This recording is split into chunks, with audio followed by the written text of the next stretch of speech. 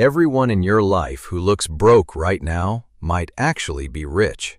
And everyone who looks rich might be one missed paycheck from a collapse they're hiding behind a leased BMW. Stick with me, because by the end of this video, you'll never look at a parking lot the same way again. Here's the moment that matters.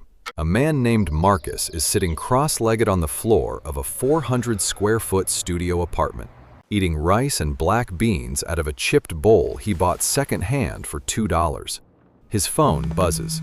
He checks his brokerage account. The number on the screen reads $61,412. He's 23. His car outside has a crack running across the windshield he's been ignoring for 2 months. His friends think he's broke. He is not broke.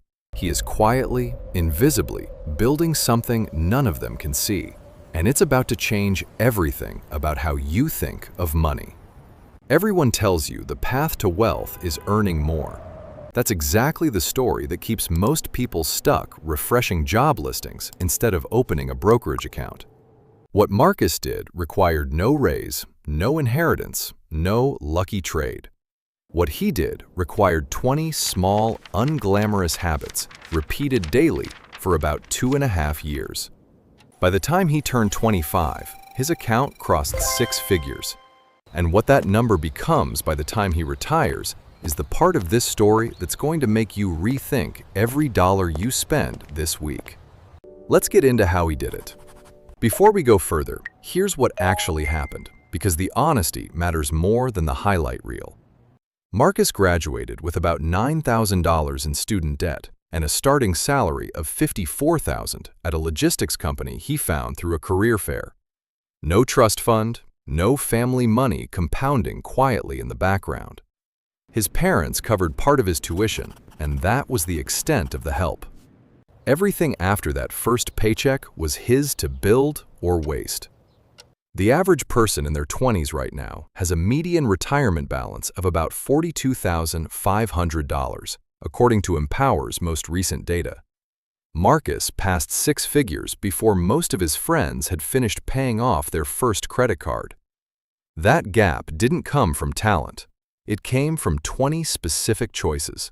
And here's where it gets interesting, because almost none of them look like wealth building from the outside. They look like deprivation. That's the whole trick. Habit 1. He automated his investments the day after every paycheck hit, before he ever saw the money. On the 1st and the 15th, $700 left his checking account automatically, split between his employer's 401k and a Roth IRA. He set the number in his first week and never touched it again until his first raise, when he pushed it up instead of pulling it down. His brain learned to live on what was left, roughly $2,100 a month after rent and taxes.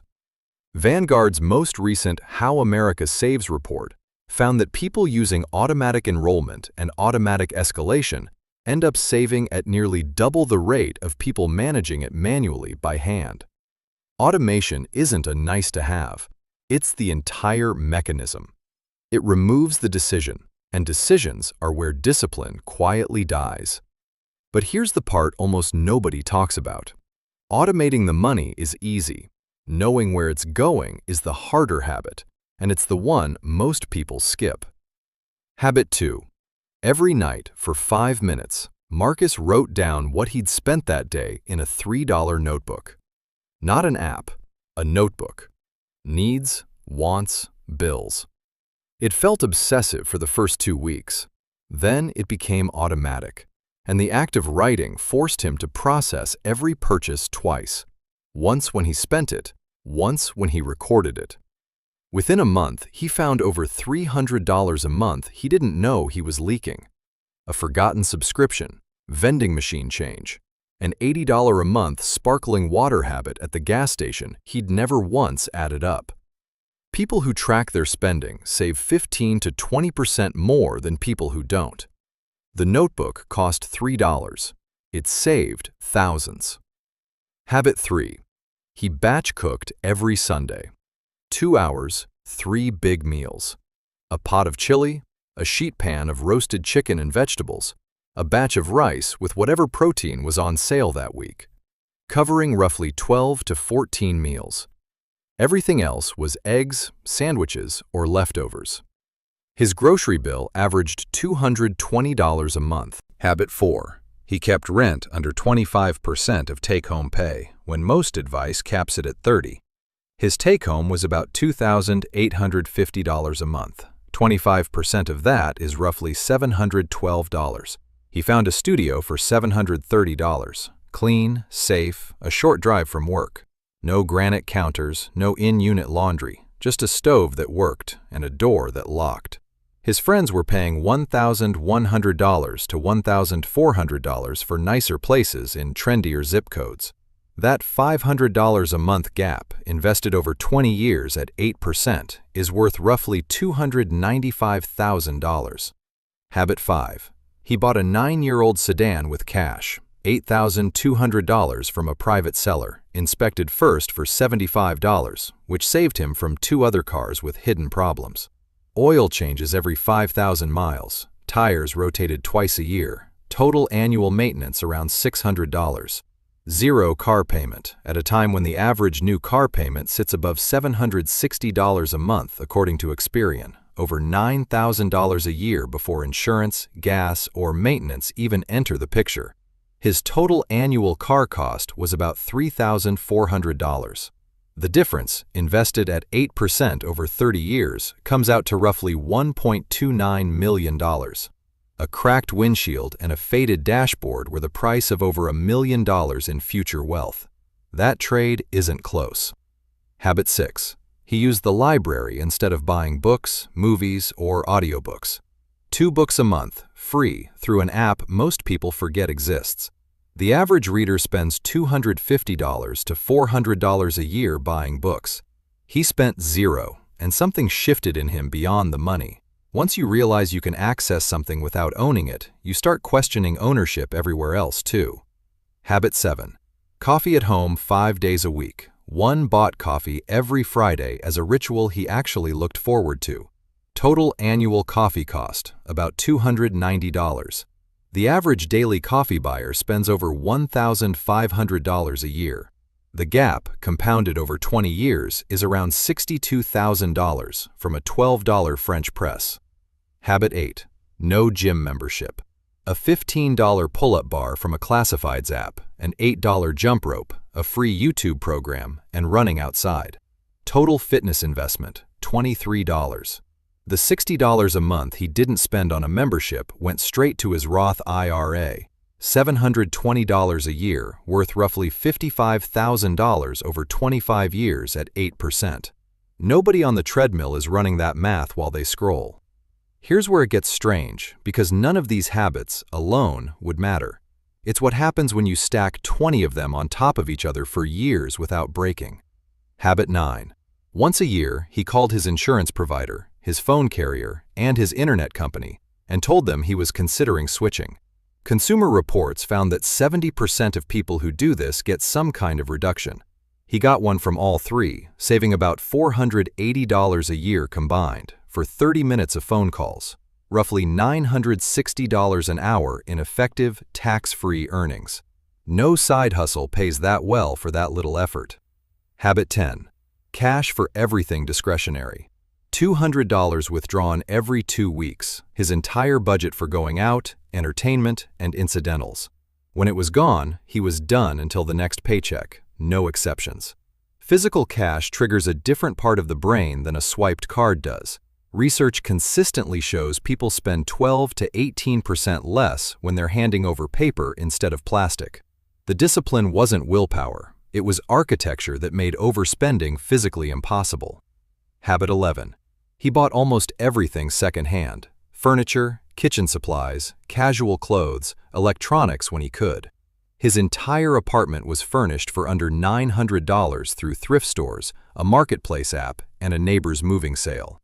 A coworker furnished a similar space new for $6,300.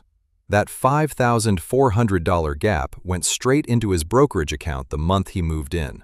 One decision, one transfer, immediate compounding. Habit 12. The 24-hour rule. Anything over $30, he waited a full day before buying. If he still wanted it, he bought it. If he'd forgotten about it, he hadn't needed it. This alone eliminated 60 to 70% of his impulse purchases. Americans average around $282 a month in impulse spending. His averaged $40 to $60.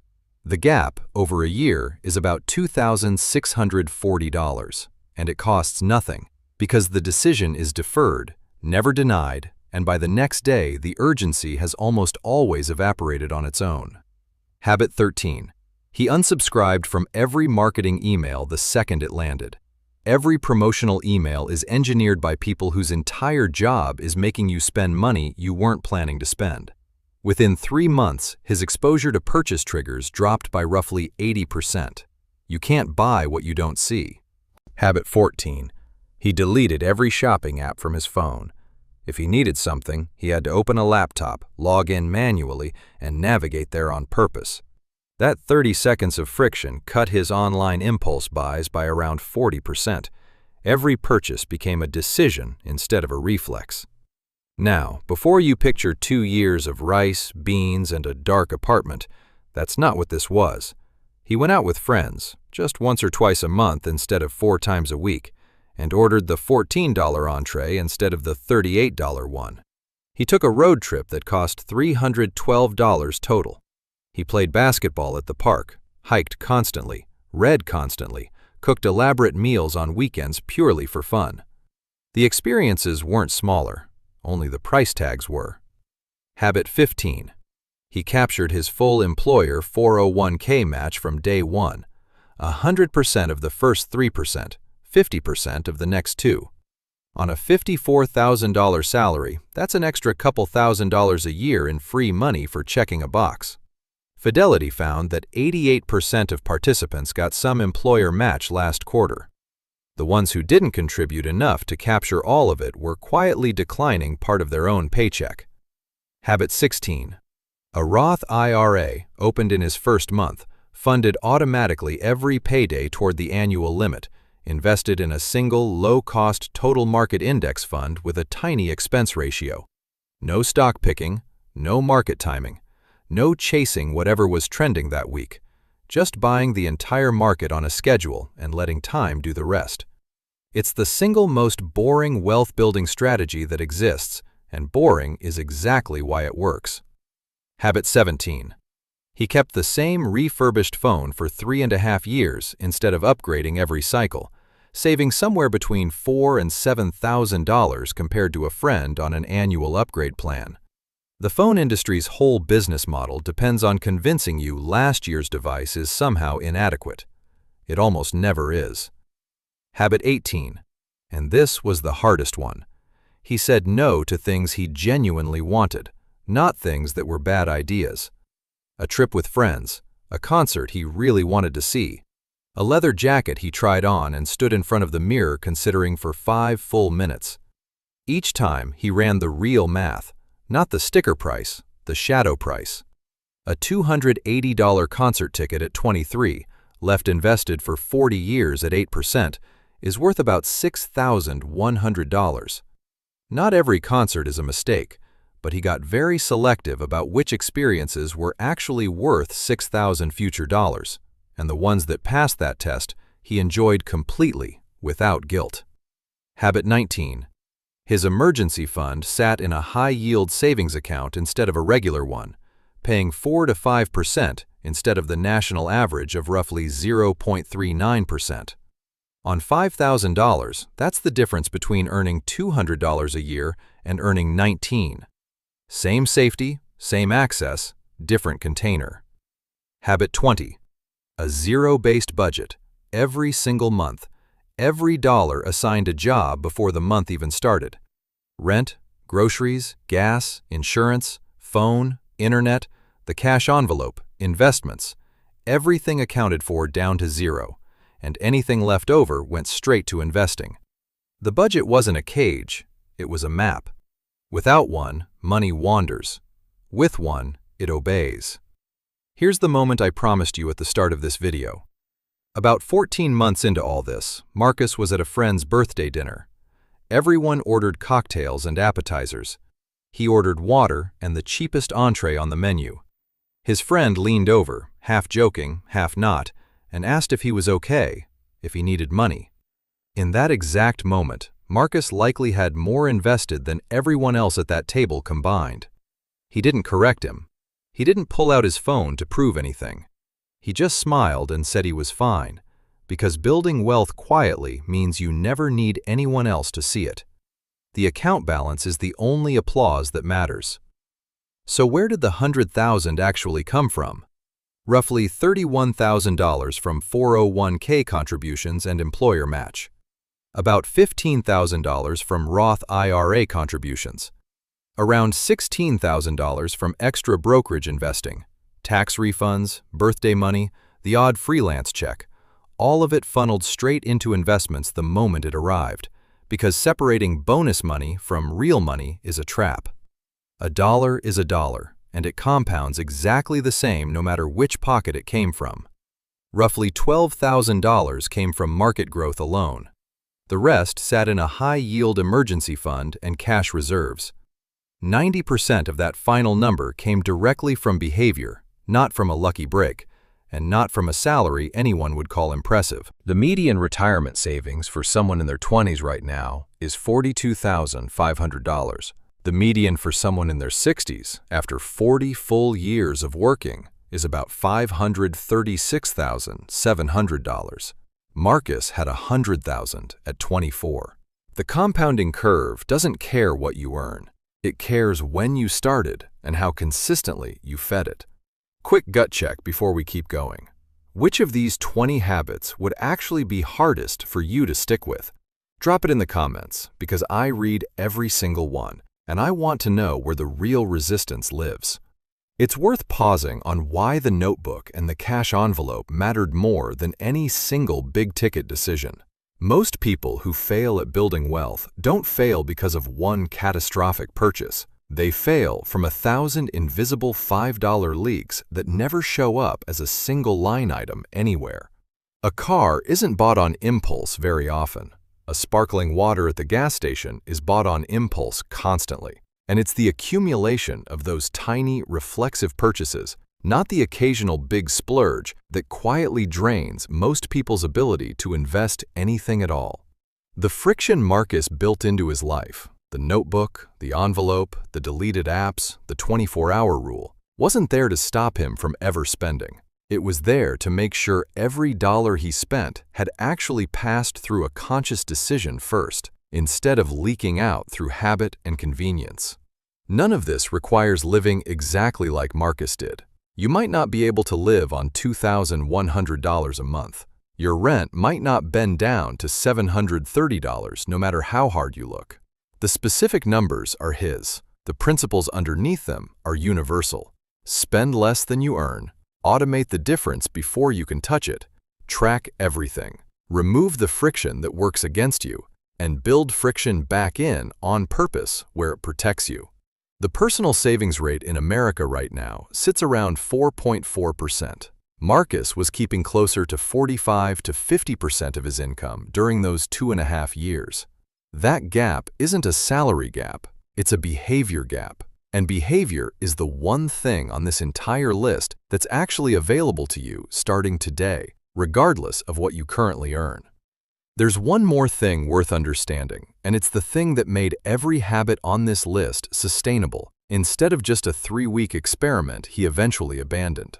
Knowing that packing lunch saves you $12 a day is trivia. Knowing that $12 a day, invested at 8% for 40 years, becomes roughly $142,000 is a completely different piece of information. Because now you're not skipping a sandwich purchase. You're making a $142,000 decision, and no one skips that willingly once they can actually see it. That understanding is financial literacy, and it's the thing that turns 20 habits from a list of sacrifices into a machine that runs almost on its own. But here's something worth sitting with before you go. The habits that build wealth at 23 are not the same traps waiting at 34, or 45, or 57. Lifestyle creep after the first big raise, The car upgrade that feels earned. The house that stretches the budget because a bank said yes. The years where a mortgage and kids quietly absorb every dollar that used to go toward investing. Every decade carries its own version of the leather jacket in the mirror, its own quiet trap disguised as a reasonable decision. The $100,000 at 24 isn't the finish line. It's the first mile of a much longer road. And the people who make it all the way down that road are the ones who learn to see the next turn before they're standing in the middle of it. If this kind of thinking is useful to you, subscribe, because we're going decade by decade through exactly what those turns look like. And trust me, the one waiting in your 30s is nothing like the one in your 20s.